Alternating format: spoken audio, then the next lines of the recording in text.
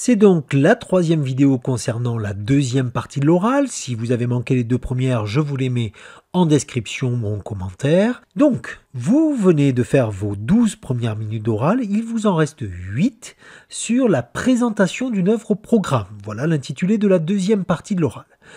Ces œuvres parmi lesquelles vous devez faire votre choix, ce sont en fait des œuvres que vous avez étudiées durant l'année. Cela peut être une œuvre étudiée en intégralité, ou bien une œuvre lue en lecture cursive. Ce choix est prédéterminé à l'avance, puisque dans la feuille d'examen que vous présentez à l'examinateur, il y a déjà la mention de l'œuvre que vous avez choisie. Donc vous ne la choisissez pas au moment de l'oral. Les principes généraux de cette deuxième partie de l'oral.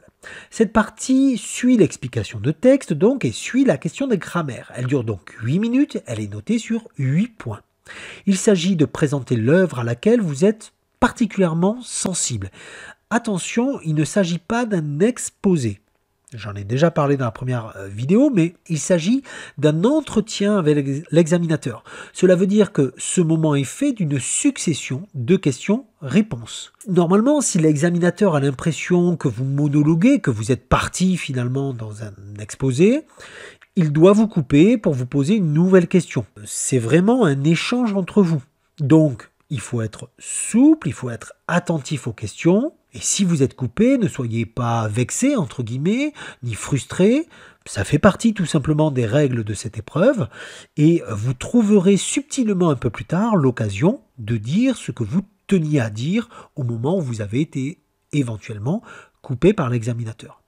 Donc vous l'avez compris, votre préparation ne doit pas être rigidement apprise par cœur. Mais attention, vous devez tout de même être préparé pour avoir des choses à dire. Qu'est-ce que vous devez dire dans cette épreuve ? En fait, votre préparation a vocation à être capable de faire une présentation succincte de l'œuvre, à un peu vendre l'œuvre choisie, entre guillemets bien sûr, en justifiant et en expliquant votre choix. Vous devez donc parler de votre posture, de votre attitude de lecteur, en quoi cette œuvre vous a touché par exemple, et montrer que vous vous êtes approprié cette œuvre. L'examinateur vous notera en fonction de la préparation sérieuse que vous avez effectuée, que l'entretien permet de bien sentir, de votre capacité d'échange aussi, souple, argumentée, et puis votre mobilisation des connaissances artistiques, culturelles, qui viennent compléter la connaissance de l'œuvre. Alors qu'est-ce que vous devez faire vraiment dans cette partie ? L'entretien doit commencer par « J'ai choisi ce livre parce que ».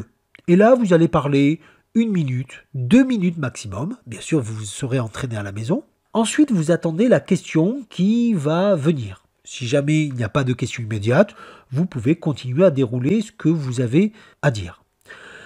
Pour préparer chez vous cette œuvre, il faut savoir répondre à certaines questions. Voici peut-être les questions les plus probables. L'examinateur peut par exemple vous demander « Le titre vous paraît-il bien choisi ?»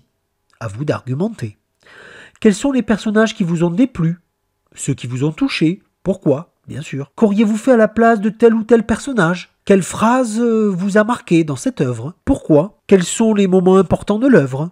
Autre question possible, quel conseil donneriez-vous à une personne pour l'inciter à lire ce livre? Donnez 2 mots pour résumer cette œuvre. Que pensez-vous du style de l'auteur? Faites un lien avec un film, une mise en scène, une adaptation, un tableau, une œuvre musicale, bref. Dans votre préparation à la maison, vous vous préparez à toutes ces questions. Pourquoi pas un petit conseil de dernière minute, essayez de former un binôme avec quelqu'un, soit à distance, soit ensemble, avec qui vous pouvez faire un petit jeu de rôle, il ou elle joue le jury, et puis inversement quand c'est à vous de faire.